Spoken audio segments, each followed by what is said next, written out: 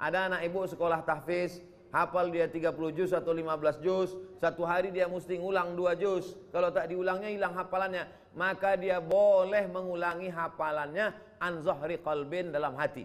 Jadi kalau nampak nanti anak ibu diam aja, nah itu sedang ulang hafalan. Kalau dia hafal Quran. Kalau tidak, tak tahulah entah kenapa dia diam.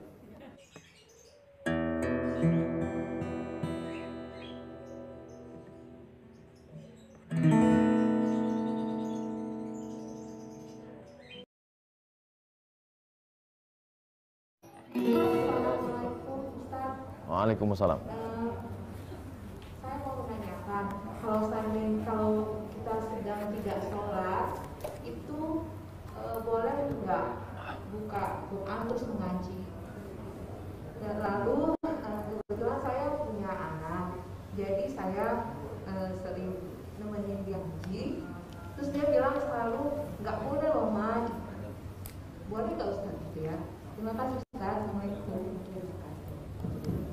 Perempuan yang dalam keadaan perempuan yang dalam keadaan haid, menstruasi, uzur syar'i, tidak boleh melakukan 7, tak boleh megang Quran, tak boleh bawa Quran, tak boleh baca Quran, tak boleh sholat, tak boleh puasa, tak boleh i'tikaf, tak boleh tawaf, tak boleh megang Quran, tak boleh bawa Quran, tak boleh baca Quran, tak boleh puasa, tak boleh i'tikaf, tak boleh tawaf, tak boleh sholat.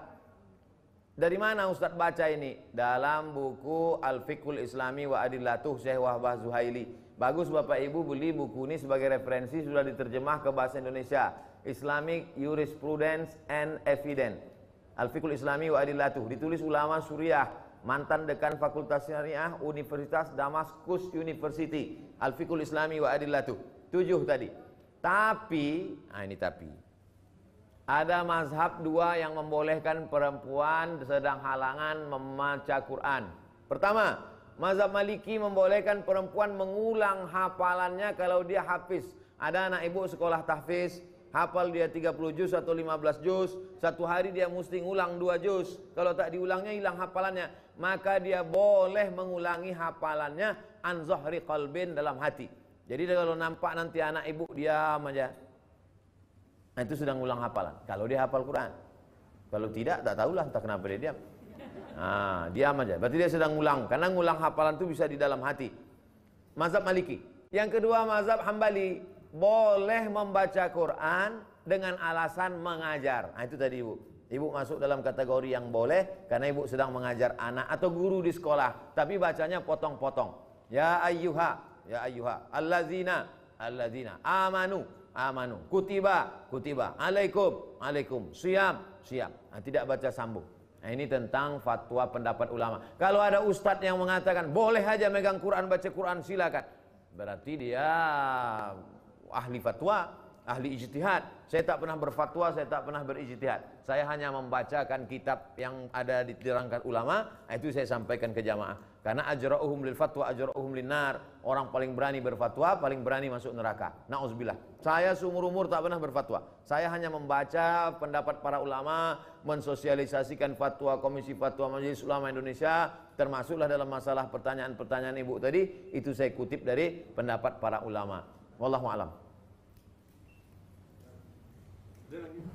Mohon izin Tuan Guru yang kami muliakan, pimpinan izin. Ada satu ayat yang mungkin selama ini mungkin membingungkan bagi saya, mungkin mau Ustaz.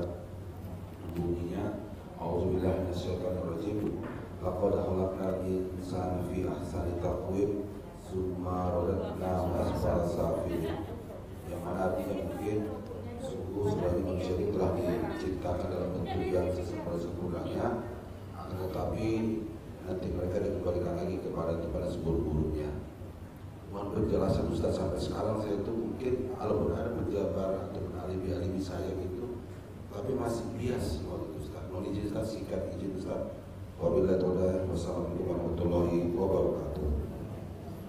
A'udzubillahi minasyaitonirrajim. Laqad khalaqnal insana fi ahsani taqwim. Kami ciptakan manusia dengan bentuk yang paling sempurna. Sempurna di sini ada 2. Yang pertama sempurna fisiknya. Gajah besar tapi hidungnya terlalu panjang. Lalu kemudian tak sempurna.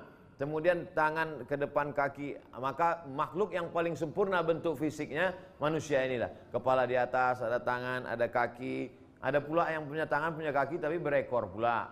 Nah, sedangkan kita ini sempurna secara fisik. Lalu kemudian jin itu sempurna juga, cuma tak nampak. Innahu yarakum huwa wa qabiluhu min haitsu la tarawnahum. Dia menengok kamu, tapi kamu tak bisa menengok dia. Maka manusia ini disebut basyaran sawiya. Basyar artinya kulit.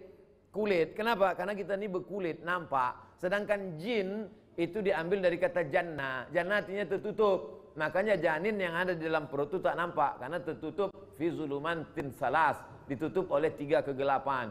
Lalu kemudian surga disebut dengan jannah. Jannah itu artinya tertutup karena cahaya matahari tak sampai ke bawah karena daun-daun ranting-rantingnya tertutup zamharira, tak nampak sampai ke bawah, tak tembus cahaya sampai ke bawah. Oleh sebab itu maka yang paling sempurna secara fisik di antara 3 makhluk ini manusia, hewan, binatang dengan jin, kitalah yang paling sempurna.